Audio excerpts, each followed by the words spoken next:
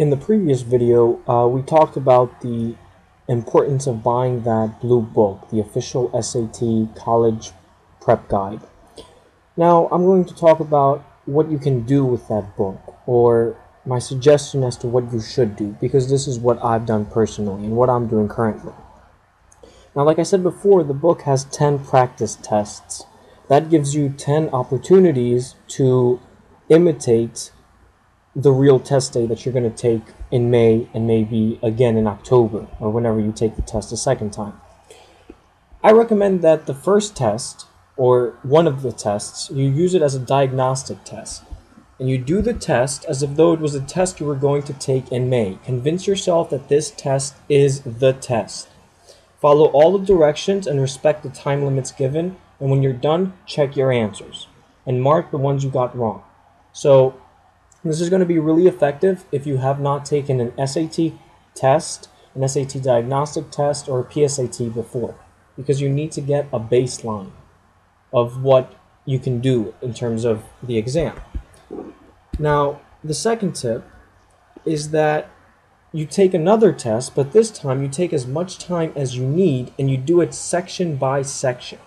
So you don't sit down and do the whole thing at once, rather you do the essay, and as much time as it takes you, then you do the reading in as much time as it takes you, then you do the math in as much time as it takes you, and then you check your answers. So instead of doing everything at once, you're going to split it. Always remember to check your answers. And I suggest you do this for tests 2, 3, and 4.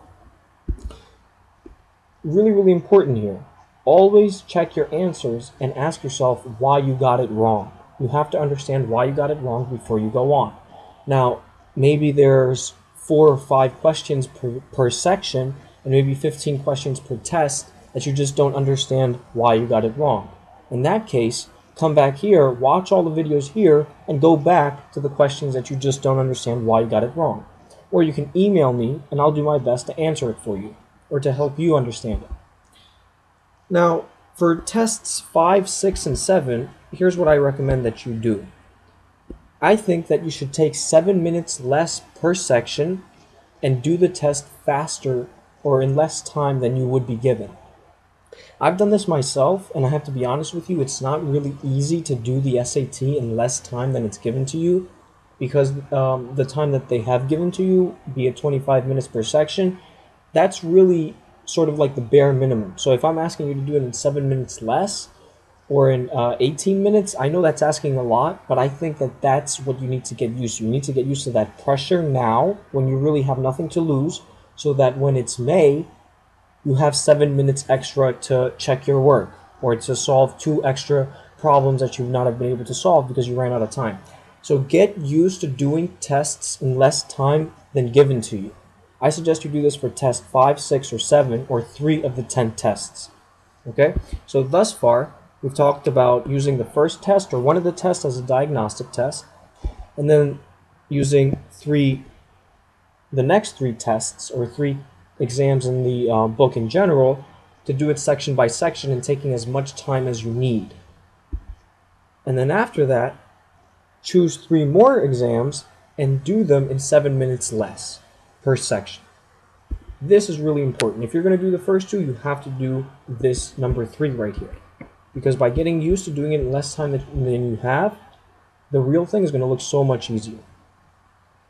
Now, a practice test, I suggest you do this for test 8, or at least one of the exams that's given to you. Do the test following all the directions given. Pretend that this is the test you will be taking. So this is going to be your reward for having studied this hard. Okay, you're going to compare the score that you get on this test to the score that you got on the first test, on the diagnostic test that you did. And if you're not happy with the score that you get on this test, then I suggest you watch these videos again. You practice on the tests that you've already done, you learn more vocabulary, you focus on your weaknesses, because you know your weaknesses better than anyone else. So let me repeat what we have thus far. The first test, I suggest you do it as a diagnostic test. The next 3 tests, do it section by section in as much time as you need. Then the next 3 tests, do it in 7 minutes less per section. Then, the 8th test or another test, use that as your practice test. think of it as though that was going to be the test that you had to take in May or in October, whenever you have to take it. That leaves you 2 more tests, and for those last 2 tests, I suggest that you do as you please. You can either do them section by section, or you can do them as more practice exams after you've prepared more, but I think that the plan that I've just given you is a really good plan, because for me, it has worked tremendously well.